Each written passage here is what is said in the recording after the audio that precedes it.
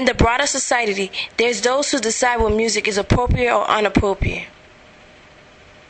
These are the stories of TWA. Jury, you have seen all the sides and views of this case. You have seen both my own and the defense's views on this problem. And after considering the defense's case, I too believe that something should be done. And rappers should be... Alright, can we start that over again? Just right. Start back at the front.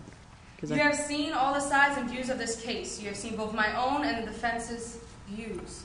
However, should the rappers be solely accused and convicted of these crimes? Is it not also the public who should take matters into their own hands and develop and learn from past events?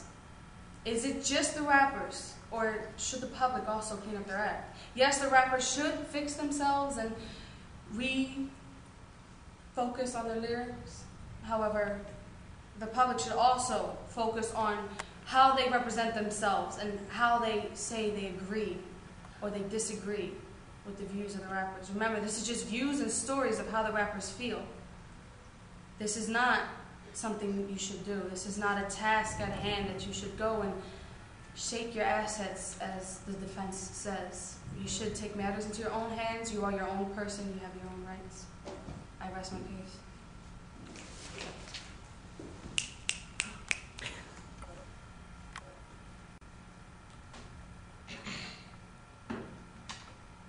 Ladies and gentlemen, we have witnessed a very strong argument about a very tough problem. Yes, I agree that to a certain extent it does come down to the consumers, whether they want to buy the music or not. It does come down to whether the men and women want to shake around their assets. Yes, they have a choice. It also comes down to the rappers putting out beneficial information and content. The jury, ladies and gentlemen, yes, the women have a choice in the matter, yes, but that choice is diminished. Yes, you said that the women need the money because that's why they shake. Well, their choice is diminished when the rappers are continuously trying to get them into the videos to do what they want.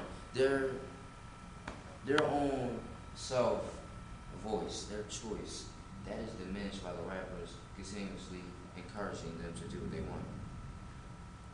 If Mr. Lee continues to put women half naked in his videos, and when the women want to do that and he encourages them, that is not helping us. That is not helping the consumers, because the consumers see that, and if Mr. Lee becomes a role model to them, then they'll buy his material. So the question comes to, why can't Mr. Lee have something good to say? Why can't he talk about the men and women that are in Iraq? Why can't he talk about the men and women that graduate from college? Yes, it does come down to the women having a choice in the matter.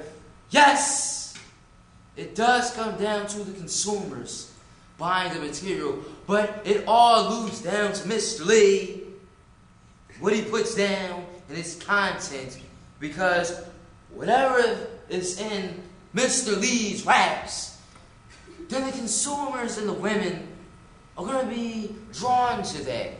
Because when he came out on the scene, he became a role model with his music. And the men and women, the women that have the choice and the consumers that buy it, we're all going to be waiting for Mr. Lee to put something out on the table. Like I said before, Your Honor, jury, we don't know what Mr. Lee is going to have in his music when he's in the studios.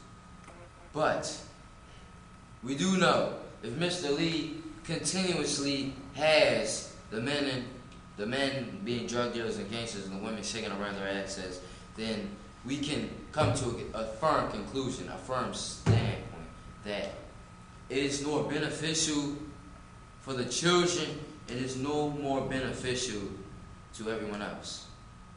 The rap music has to change, and when the rap music changes, the women, they will no longer have that mindset. They need the men, they need the money, and the consumers will no longer buy that very, very unbeneficial content. I rest my case.